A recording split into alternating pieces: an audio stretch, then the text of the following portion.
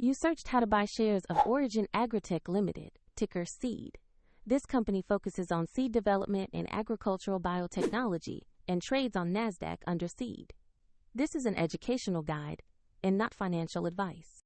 To buy shares, you need a brokerage account, and we will use eToro as an example to show the steps.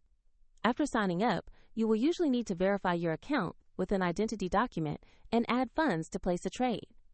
Use the platform search bar and type the ticker SEED to locate the stock. Choose the listing that shows Origin Agritech Ltd on NASDAQ.